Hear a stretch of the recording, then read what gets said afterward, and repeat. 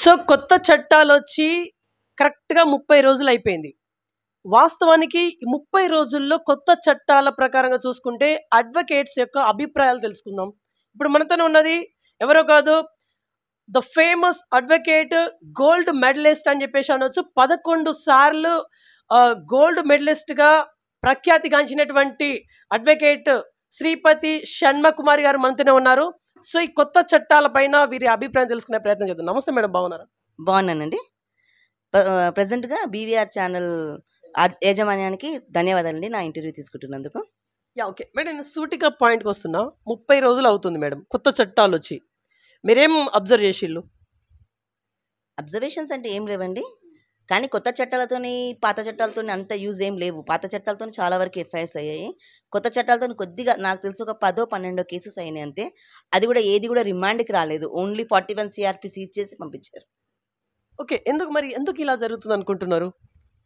Actually ఈ కొత్త చట్టాలలో పోలీసు వాళ్ళకి, డిపార్ట్మెంట్ వాళ్ళకి ఎక్కువ ఇంపార్టెన్స్ ఇచ్చిందండి. వాళ్ళకి 15 డేస్ ఎంక్వైరీ అనేసి అది అని ఇచ్చేవరకి నార్మల్‌గానే వాళ్ళ చేతికి పవర్ వెళ్తే జల్ది కాదు. ఇంకా 15 డేస్ ఎంక్వైరీ అన్నప్పుడు అది ఇంకా అసలకే కాదు. ఓకే, అంటే ఇప్పుడు పోలీసుల చేతిలోకి వెళ్ళింది, అధికారం అనేది పోలీసుల చేతిలోకి ఉంది అనేది మీ వాదననా? ఇదేనా మీ వాదన? అవునండి. ఆబ్వియస్‌లీ. కంపల్సరీ పోలీసు వాళ్ళ చేతికెళ్ళింది. అందుకే అక్కడనే జరుగుతుంది. కోర్టు దాకా రాదు ఇంకా అది. కోర్టు దాకా రావాలంటే చాలా టైం పడుతుంది. అంటే ఇక్కడ పోలీస్ వ్యవస్థ ఏం చెప్తా ఉందంటే 14 రోజులు మేము కంప్లీట్‌గా ఎంక్వైరీ చేసిన తర్వాతే కేస్ పెట్టాలా? వద్దా? అనేది ఒక డెసిషన్‌లోకి వస్తా ఉన్నాం అని చెప్పేసి అంటా ఉన్నారు. ఇది మంచి పద్ధతే కదా! అంతవరలో మీరు 14 రోజుల్లో మీరు ఎంక్వైరీ చేసుకొని వచ్చే లోపటనే వాళ్ళు బయట పంచాయతీ పెట్టేసుకొని కాంప్రమైజ్ చేసుకొని క్లోజ్ చేసేసుకుంటారు. అప్పుడు కోర్టుకొచ్చి ఏం లాభం అండి? అన్యాయం జరిగినట్టు ఇంకా అన్యాయం జరుగుతుంది గానీ అక్కడ ఇంకేముండదు. అరె కేస్ ఎందుకు పెట్టాలా? బయట పంచాయతీ చేసుకొని ఏదో కాంప్రమైజ్ చేసుకో పంపించేద్దామంటారు. కోర్టు దాకా రానివ్వరు గదా! అప్పుడు 14 డేస్ అనేది లాగ్ పీరియడ్ అయిపోయింది. 24 అవర్సే వాళ్ళకి చాలా ఎక్కువ అనుకుంటే ఇది ఇంకెక్కువైపోయింది. ఓకే, యాక్చువల్లీ కొత్త చట్టాలు ఏం చెప్తున్నాయి? అంటే ముఖ్యంగా ఏం చెప్తున్నాయి? యాక్చువల్లీ ముఖ్యంగా ఇవి ఏం చెప్తున్నాయంటే ఓల్డ్ రూల్స్ ప్రకారం, ఓల్డ్ లా ప్రకారం ఏంటంటే మనకి ఒక కేసు పెడితే ఒక 8 ఏళ్ళు, 9 ఏళ్ళు, 10 ఏళ్ళు, ఒక్కొక్క కేసులు 14 ఏళ్ళు నడుస్తున్నాయి.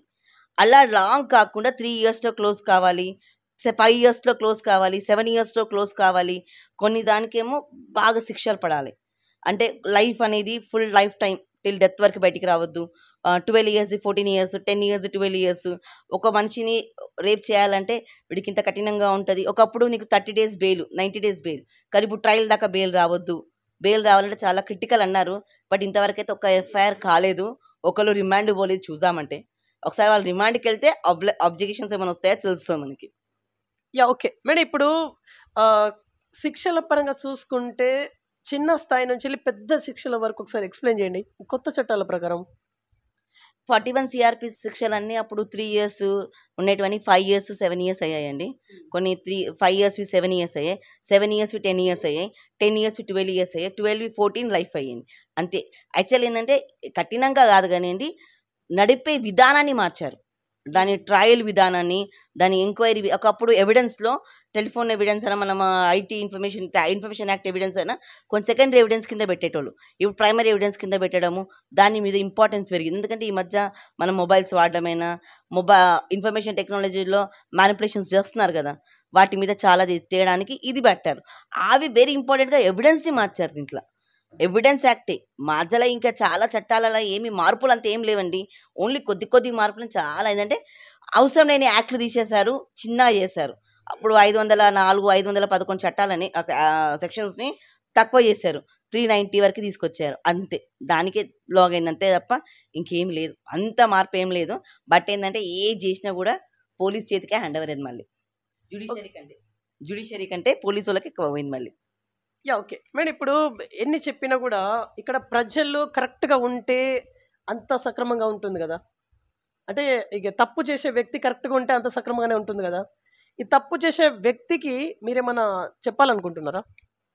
తప్పు చేసే వ్యక్తికి భయం అనేది ఉండాలి. భయం అనేది మమ్మల్ని చూస్తేనో, కోర్టుని చూస్తేనో రావాలని ఫస్ట్ కాదు. ఆల్మోస్ట్ కోర్టు కంటే కూడా డిపార్ట్మెంట్ అంటేనే వాళ్ళకి బాగా భయం ఉంటుంది అక్యూజ్డ్‌కి. ఒక తప్పు చేసేవారికి. డిపార్ట్మెంట్ మనుషులు కరెక్ట్‌గా ఉంటే అక్యూజ్ తప్పు చేయడు. చేయడానికి ఆలోచిస్తాడు. అది ఇంకోటి, మనం కూడా చట్టాలు తప్పు చేస్తే ఏముంది, ఇవాళ వేస్తే కేసు 10 ఏళ్ళు నడుస్తుంది అనే థాట్ రాకుండా, అమ్మో ఇవాళ వేస్తే నాకు రేపే నేను వారం 10 రోజుల్లో శిక్ష పడుతుంది. ఫారెన్లో చాలా తక్కువ కేసులు ఉంటాయి. ఎందుకండి, ఒక కేసే నడుపుతారు వాళ్ళు, శిక్ష పడదు. ఎందుకంటే అక్కడ పోలీస్ డిపార్ట్మెంట్వి శిక్షలు బాగుంటుంది, వాళ్ళ పవర్ ఎక్కువ ఉంటుంది, వాళ్ళకి పవర్ ఇస్తారు. కానీ దాన్ని మిస్యూజ్ చేస్తే వాళ్ళ శిక్షలు కూడా బాగుంటాయి. కానీ మన డిపార్ట్మెంట్కి కూడా డిపార్ట్మెంట్ వాళ్ళు తప్పు చేస్తే కూడా కొన్ని శిక్షలు ఉంటాయనంటే కరెక్ట్గా ప్రొసీజర్లో ఫాలో అవుతారండి. అది ఫాలో కావాలి. ఓకే. ఈ కొత్త చట్టాల్లో మహిళలకి చాలా ఫేవరబుల్గా ఉందని చెప్పేసి విన్నాం. మీరు కూడా ఒక మహిళగా ఉన్నారు, మహిళా అడ్వకేట్గా ఉన్నారు అందులోనే. ఎలాంటి ఫేవరబుల్గా ఉన్నాయి మీకు? ఓన్లీ రేప్ కేసులోనే ఫేవరబుల్గా ఉంటాయండి. మిగతా అంటే 498 అన్నది ఆల్రెడీ అది గృహహింస. మీకు కూడా దాంట్లో ఒక జెంట్స్ కూడా ఒక చట్టాలు వస్తున్నాయి, దాంట్లో కూడా మార్చడానికి కొత్తగా తీసుకొస్తున్నారు. నో ఇష్యూ దానికి. రేప్ కేసుకి ఉమెన్ మన ఏమంటారు 354 ఉంటుంది కదా, ఉమెన్ మోడెస్టీ గురించి, దాని గురించి దీని గురించి కొన్ని చట్టాలు ఉంటాయి. అవి మాత్రమే చేంజెస్ వస్తున్నాయి, అంతే తప్ప ఏం లేదు. ఉమెన్కి సపోర్ట్ ఇవ్వాలండి. ఈ జనరేషన్లో ఉమెన్కి బయట లేదు, ఏమంటారు ప్రొటెక్షన్ లేదు. కాబట్టి కొంచెం ఉమెన్కి ప్రొటెక్షన్ ఇవ్వాలి. లేకుంటే మీతో సమానంగా మేము కూడా బతకాలి కదా సొసైటీలో. Okay madam, right. ఇప్పుడు మీకు 11 గోల్డ్ మెడల్స్ మీరు సాధించుకున్నారు. 11 గోల్డ్ మెడల్స్ మీరు సాధించుకున్నారంటే దాని గురించి ఒకసారి చెప్పండి. నేను చిన్నప్పటి నుంచి నాకు ఎల్ఎల్బి చదవాలని బాగా ఉండేది. నాకు జడ్జి కావాలని బాగా కోరిక. ఎప్పటికైనా సుప్రీంకోర్టు జడ్జి బెంచ్లో ఉండాలని బాగా ఆశ. ఆ ప్రిపరేషన్లోనే ఉన్నాను. నేను పుట్టిన పెరిగినంత హైదరాబాద్లో. 2012లో మ్యారేజ్ అయింది. 2012లో ఎల్ఎల్బి ఫస్ట్ ఇయర్ కాకతీయ యూనివర్సిటీలో జాయిన్ అయ్యాను. మా హస్బెండ్, మా మావయ్య ఇంట్రెస్ట్తో చదివాను. ఫస్ట్ ఇయర్ నుంచి ఫైనల్ ఇయర్ దాకా అన్ని గోల్డ్ మెడల్ ఎక్సెప్ట్ సిపిసిలో తప్ప. అది కూడా ఫైనల్ ఇయర్లో కొంచెం ఇబ్బందిగానే చదివాము. But I succeed. ఓన్లీ మా ఆయన నాకు బ్యాక్ బోన్, మా అత్తయ్య మామయ్య బ్యాక్ బోన్. వాళ్ళ ఎంకరేజ్మెంట్తో చదివాను. నా అంబిషన్ అది, అంతే. ఇష్టం కొద్దీ చదివినా కాబట్టి కష్టమైనా పర్లేదు, అచీవ్ చేశాను. ఓకే మేడం, మీరు జడ్జ్ అవ్వడమే మీ గోలా? సుప్రీంకోర్టు జడ్జ్ అవ్వాలా మీరు? అవునండి, సుప్రీంకోర్టు జడ్జ్ అవ్వాలంటే ఫస్ట్ డిస్ట్రిక్ట్ కోర్ట్ జడ్జ్ అవ్వాలి, కాబట్టి జడ్జ్ అవ్వాలమే నా అంబిషన్.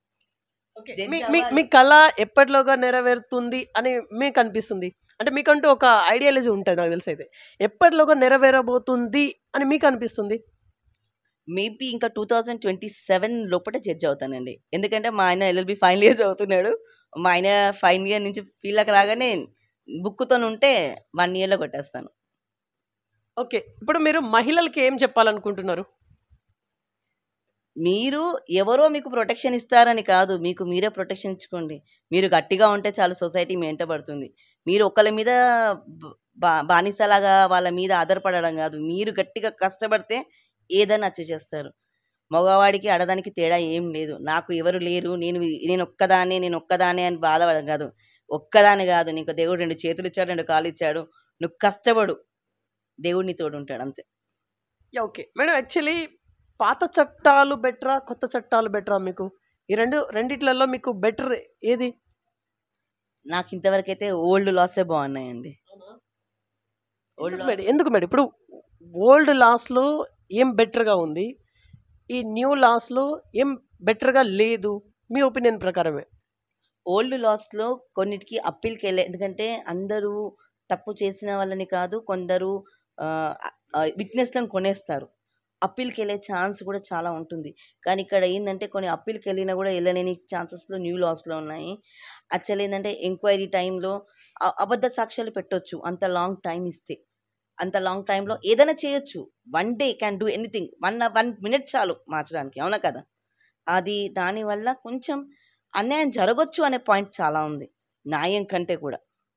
ఓకే, ఇప్పుడు ఈ కొత్త చట్టాల్లో వీడియో ఎవిడెన్స్ని ప్రైమరీ కిందకి పెట్టడం జరిగింది. ఇది మంచి పరిణామమేనా? It's very better. ఎందుకంటే నువ్వు రికార్డ్ చేయకుండా ఇంకెవరో సీసీ కెమెరా రికార్డ్ చేసిన ఆ ఎవిడెన్స్ తీసుకోవచ్చు కదా. పోలీసు వాళ్ళు అంటుంటారు, అది కూడా బాగా పనికొస్తుంది. అలా పిఎస్ ఎవిడెన్స్ కూడా తీసుకోవచ్చు. అసలు అది మెయిన్ ఎవిడెన్స్ మాకు కావాల్సింది. పోలీస్ స్టేషన్లో ఏం జరిగిందో ఎవిడెన్స్ కావాలి, అదే మెయిన్. అసలు దాన్ని కూడా ప్రైమరీ ఎవిడెన్స్గా పెట్టి, మీకు కంప్లైంట్ వచ్చిందంట కదా, దాన్ని కూడా రికార్డ్ చేసి పెట్టండి కేసు ఫైల్ అని చెప్పి ఒక లా చేస్తే చాలా బాగుంటుంది. ఓకే మేడం, ఇప్పుడు చాలా అడ్వకేట్స్ అందరూ అన్ని జిల్లాలలో, కొన్ని జిల్లాలలో ధర్నాలు చేసిళ్ళు. కొత్తగా ఈ చట్టాలు వచ్చిన క్షణాల్లో ధర్నాలు అయితే అయినాయి. ఆ ధర్నాల్లో ఇక్కడ వరంగల్ జిల్లాలో మీరు కూడా అవుపడ్డారు. మీరు ఎందుకని ధర్నాలో ఉన్నారు? మీకు ఏం ఇక్కడ ఫెసిలిటీస్ ఏం తక్కువైందని? ఫెసిలిటీస్ అని కాదండి. మేము 41 సీఆర్‌పీసీ తీసేయమన్నాం. ఈ కొత్త యాక్ట్‌లో 41 సీఆర్‌పీసీ గురించి ఏం మాట్లాడలేదు. అడ్వకేట్స్ ప్రొటెక్షన్ యాక్ట్ గురించి మాట్లాడాం. యాక్ట్‌లో ఉంది 5 ఇయర్స్ శిక్ష పెడతామని. యాక్ట్‌లో ఉంది 5 ఇయర్స్ శిక్ష పెడతామనే ఏదైనా ఒక సబ్ క్లాస్ పెట్టి ఈ యాక్ట్‌లో పెట్టలేదు. అడ్వకేట్స్‌కి ప్రొటెక్షన్ లేదు. 41 సీఆర్‌పీసీ లేదు. మేము ఇంకా ఆల్రెడీ పోలీసోళ్ళు మాకు మర్యాద ఇవ్వరు, ఎవరివ్వరు అని మేము బాధపడుతున్నాము. మమ్మల్ని ఇంకా ఘోరంగా చేసేసారు. అసలు ఇక్కడ అడ్వకేట్ అడ్వకేట్ అనే ప్రొఫెషన్‌కి ఇంపార్టెన్స్ లేకుండా చేశారు. లా మాది, ఇంపార్టెన్స్ మాది కాదు. ఓకే. ఇంపార్టెన్స్ మీది కాదంటున్నారు. ఇంపార్టెన్స్ అంటే ఎట్లా ఇవ్వాలి మీకు? అంటే మిమ్మల్ని గుర్తించాలా? గుర్తించడం అంటే ఏంటిది? దట్ మీన్ ఏంటిది? ఎట్లా గుర్తించాలి? ఒక అడ్వకేట్‌ని ఆఫీసర్‌గా గుర్తించాలి. ఒక లీగల్ ఆఫీసర్‌గా గుర్తించాలి. జ్యుడిషియల్ ఆఫీసర్‌గా గుర్తించాలి. ఏది గుర్తించారు? ఒక మనిషి అట్‌లీస్ట్ ఒక మనిషిగా మర్యాద ఇవ్వడం కూడా గుర్తుపెట్టలేరు. ఏంది అంటే మమ్మల్ని వాళ్ళకి యాక్చువల్‌గా ఏంటంటే మేము కో బ్రదర్స్ అంటాం మేము. డిపార్ట్మెంట్‌ని, అడ్వకేట్‌ని కో బ్రదర్స్ అంటాము. కో బ్రదర్స్ అనేది కూడా ఉండదు. అసలు వాళ్ళు కూడా మాకు రెస్పెక్ట్ ఏంటంటే మమ్మల్ని చులకన చేసి మాట్లాడతారు. అది కాదు. అట్‌లీస్ట్ మాకు రెస్పెక్ట్ ఇవ్వాలి. మాకు వాళ్ళతోని ప్రొటెక్షన్ లేదు. క్లయింట్స్‌తోని ప్రొటెక్షన్ లేదు. కోర్టులు డ్రాగ్ అవుతుంటాయి.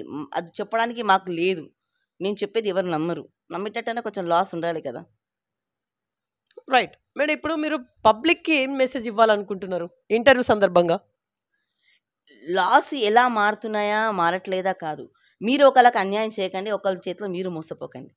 మీరు అన్యాయం చేస్తే దేవుడు అంటాడు మీకు ఎక్కడో ఒక దగ్గర మోసం చేస్తాడు. అప్పుడే చట్టాలు గుర్తొస్తాయి.